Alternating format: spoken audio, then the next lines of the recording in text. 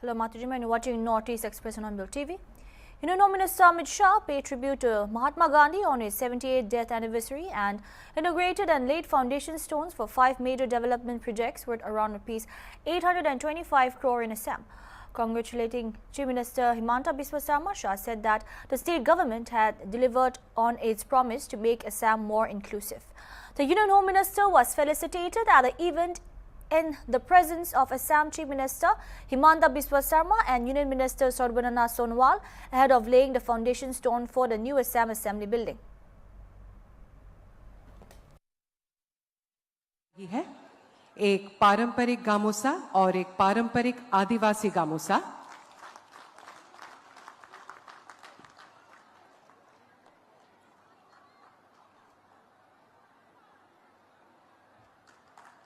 ओप असम की ताइफाके समुदाय की पारंपरिक हस्तकला जो बांस या केन से बनाई जाती है और अतिथियों के सम्मानार्थ भेंट की जाती है।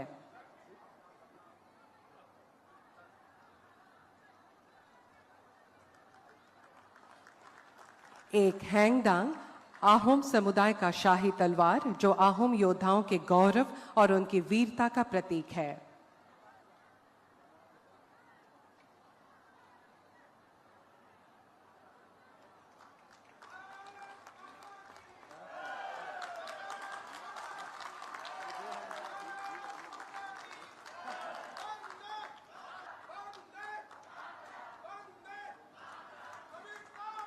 धन्यवाद। बापू ने पूरे देश को आंदोलित कर हमें स्वराज दिलाया था। आज मैं पुण्यात्मा महात्मा गांधी जी को भी प्रणाम करना चाहता हूं। भाइयों और बहनों, आज यहां पर लगभग 825 करोड़ की लागत से 5 परियोजनाओं का भूमि पूजन और उद्घाटन हुआ है।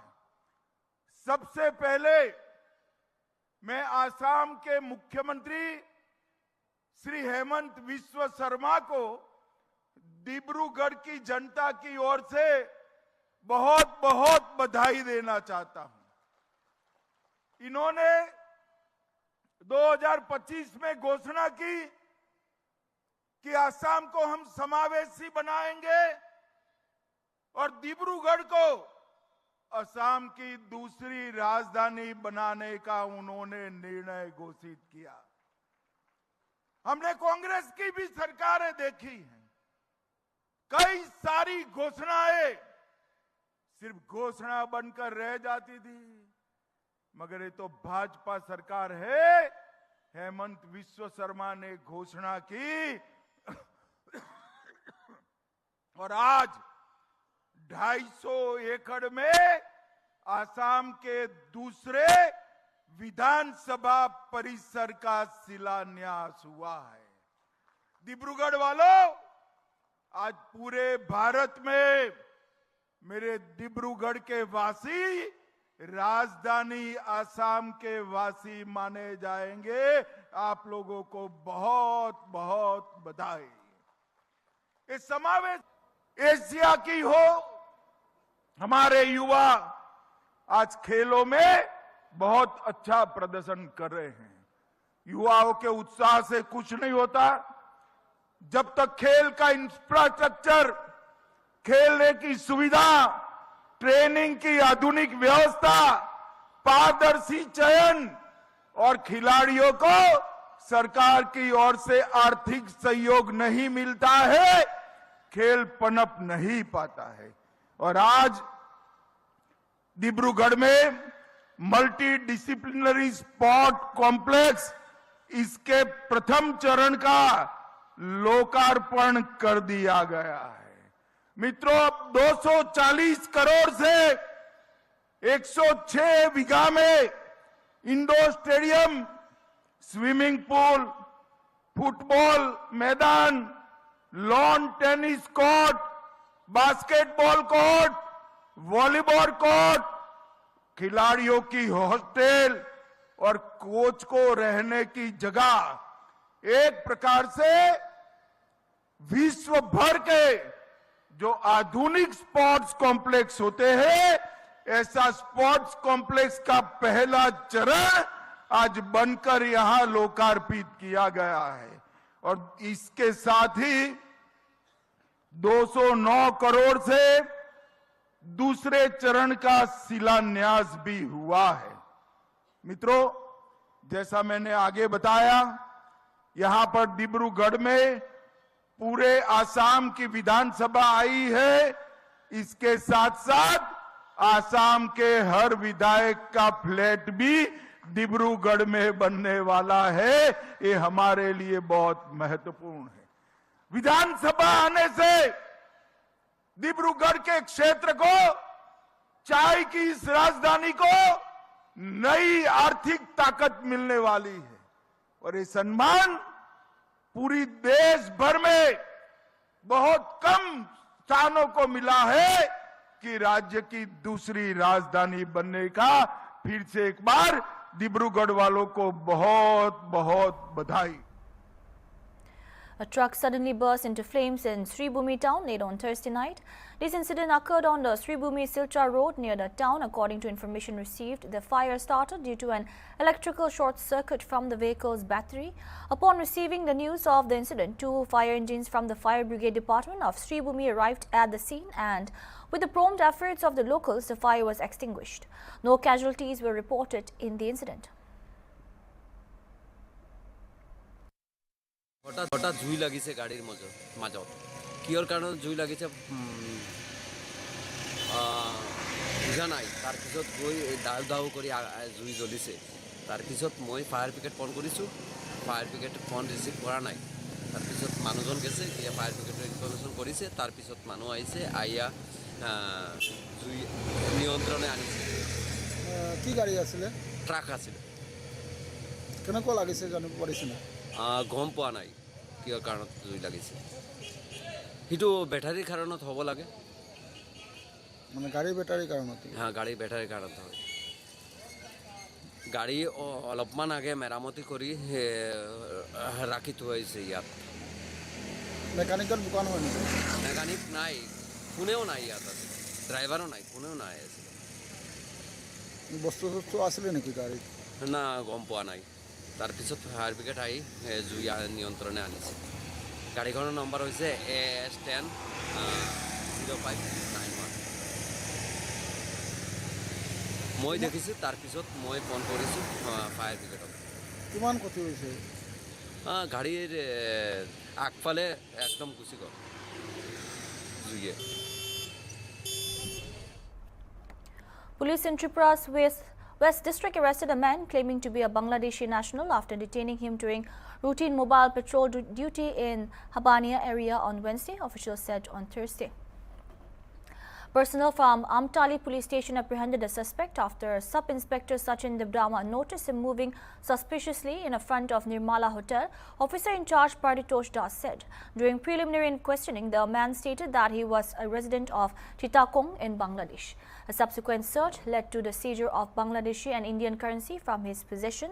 Though the exact amounts were still being verified, the officer said police also recovered a Bangladeshi driving license and a Bangladeshi voter identity card allegedly found on him. The accused was identified as Abdur Rahman, Das added. Following the seizure, police registered a specific case against the accused under relevant provision of law. He was produced before a local court where police sought his remand for further interrogation. According to officials, the accused was taken into custody after failing to provide a satisfactory explanation for his presence in the area during routine checks. An investigation is underway to verify the authenticity of the seized documents and to determine how the accused entered a state in the region. Police are also examining whether the accused had any local contacts or involvement in other activities. Further developments are expected as the investigation continues.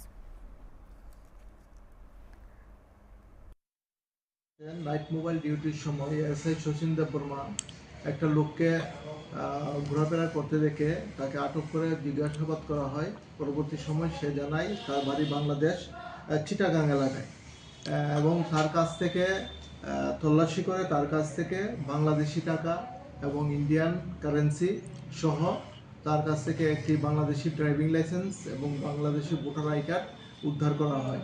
পরবর্তী সময় তার বিরুদ্ধে একটা আমরা সুনির্দিষ্ট passport একটা সুনির্দিষ্ট মামলা নেই, আমতলী পিএস কেস নাম্বার 8/2024। আজকে তাকে আমরা পুলিশ রিমান্ড চেয়ে আদালতে প্রেরণ করেছি এবং তার সঙ্গে কে কে জড়িত আছে বিষয়গুলি জানার জন্য। কোন জায়গা থেকে তাকে আটক করা হয়েছিল? তাকে আটক করা হয়েছে আফানিয়া নির্মলা হোটেলের সামনে থেকে। কি কারণে সে ইন্ডিয়াতে এসছে এই বিষয়ে কিছু জানিয়েছে? এই বিষয়ে এখনো সে কিছু জানায়নি। আমাদের ইনভেস্টিগেশনে এবং ইন্টারোগেশনে পরবর্তী বিষয়টি আমরা জানতে পরবর্তী সময় আপনাদেরকে জানাবো। তার নামটা কি sir?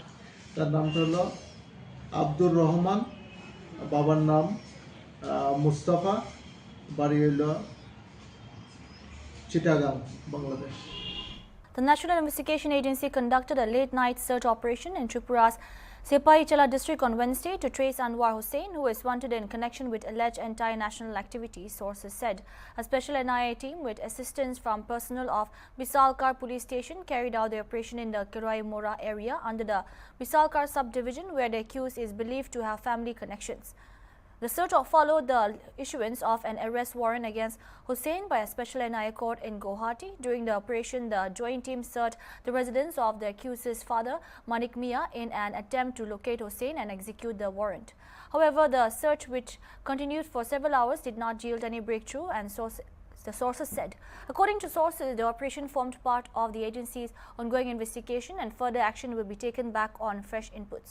Surveillance and intelligence gathering efforts have been intensified in and around the area, focusing on the accused's known associates and possible hideouts. Manik Mia reportedly informed investigators that he had not been in contact with his son for a long time and claimed to have no information about the whereabouts.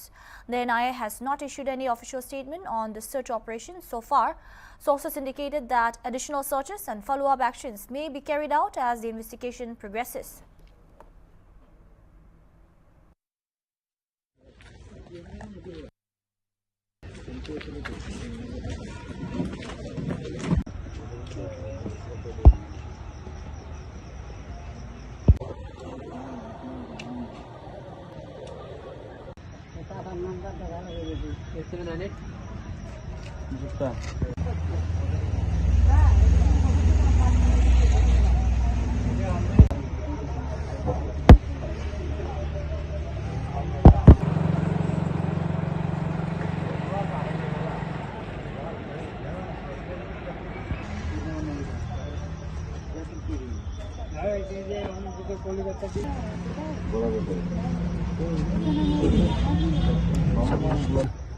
আপনি দোকানে যেয়ে দোকান পয়সাতে শুধেন আমি ঠিক আছে করতো আগে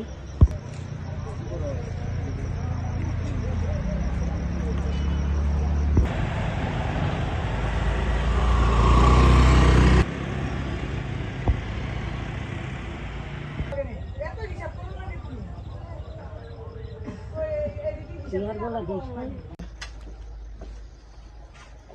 আপনার বাড়িতে কে আসলো?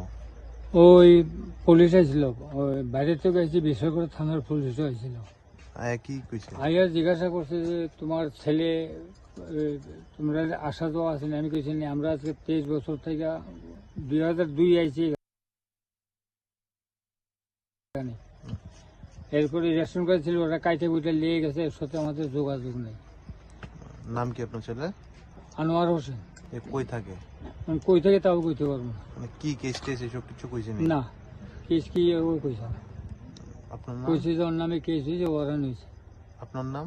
আমার নাম মানিক মিয়া। ওই যে জড়িবুটি ব্যস্ত, আমরা পাথর টাথর ব্যস্ত, ওই যে দোকানে যে বাগা দিয়ে পাথর বেছে ওইটান ব্যস্ত জড়িবুটি। এটা কোন জায়গা? এটা করিয়ামুরা।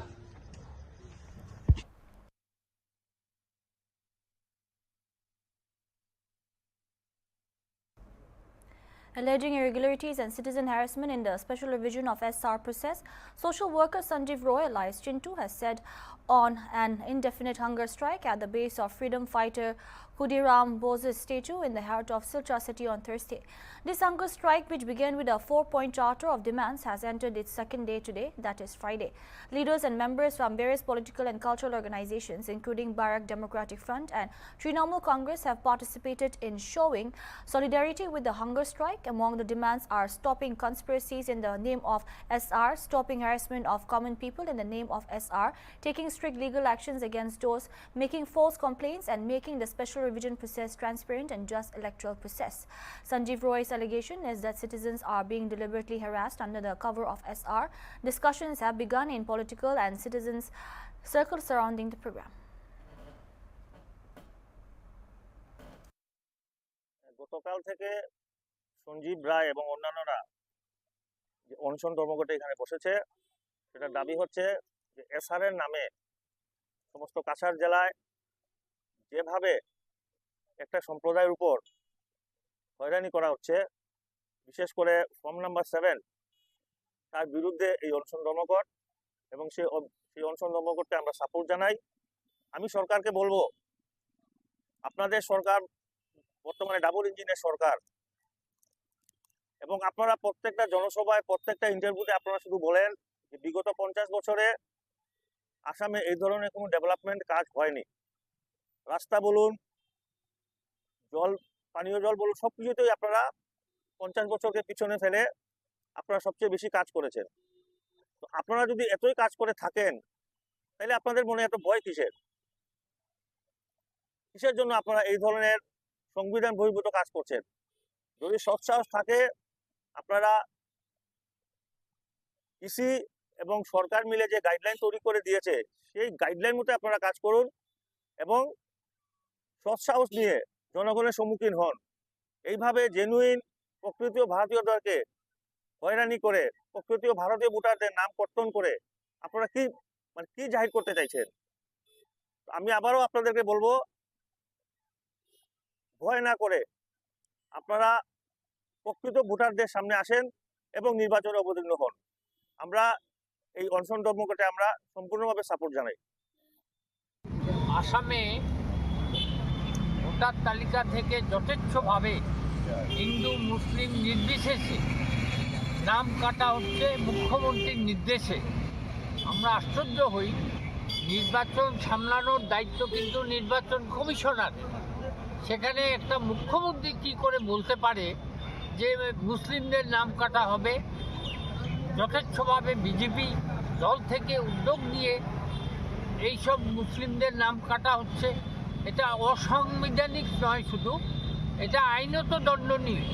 সুতরাং আমরা নির্বাচন কমিশনারের কাছে অনুরোধ করব, আপনি যদি নিরপেক্ষ হয়ে থাকেন তাহলে অবিলম্বে মুখ্যমন্ত্রীর বিরুদ্ধে ব্যবস্থা গ্রহণ করুন। আমি গুয়াহাটি হাইকোর্টের চিফ জাস্টিসের কাছে অনুরোধ করছি যে উনি স্বপ্রণোদিত হয়ে নিজে থেকে এটা মামলা করুন মুখ্যমন্ত্রীর বিরুদ্ধে। আজকে সঞ্জীব রায় একজন সমাজকর্মী এবং বিভিন্ন সমাজসেবামূলক কাজে সে জড়িত থাকে। গতকালকে থেকে আমরণ অনশন করছে, এখনও পর্যন্ত প্রশাসন থেকে কেউ এসে তার সঙ্গে কথা বলেনি। সরকার পক্ষে সরকার দলের থেকে কেউ আসেনি। এটাতে আমরা আশ্চর্য হলাম। এত বড় ইস্যু, সারা বরাক ভ্যালিতে কত হাজার নাম কাটা যাচ্ছে আমরা এখনও বলতে পারছি না। তাই অবিলম্বে মুখ্যমন্ত্রীর বিরুদ্ধে ব্যবস্থা গ্রহণের দাবি জানাচ্ছি এবং জেলা প্রশাসনকে দাবি করছি যে আপনি মুখ্যমন্ত্রীর সঙ্গে আসাম সরকারের সঙ্গে কথা বলে সঞ্জীব রায়ের কাছে প্রতিশ্রুতি দিন এবং তার অনশন ভঙ্গ করার ব্যবস্থা করুন। বলার কিছু নেই, আমরা ইনডেফিনিট স্ট্রাইক ইনফর্ম করেই বসেছি প্রশাসনকে, এবং আমরা গতকাল বেলা 11টা থেকে আরম্ভ করছি, আজকে প্রায় 26 ঘন্টা হয়ে গেছে। যতদিন পর্যন্ত আমাদের যে দাবিগুলো আছে, আমরা ওই ব্যানারও ডিসপ্লে করেছি বা আমরা বারবার বলেছি, সেটা যদি মানা না হয় আমরা আন্দোলন চালিয়ে যাব। আমি ধন্যবাদ জানাই শিলচরবাসীকে, সাথে বিভিন্ন এনজিও, বিভিন্ন ক্লাব, বিভিন্ন রাজনৈতিক দল যারা আমার সাথে স্বতঃস্ফূর্তভাবে এসে আমার সমর্থনে এগিয়ে এসেছেন।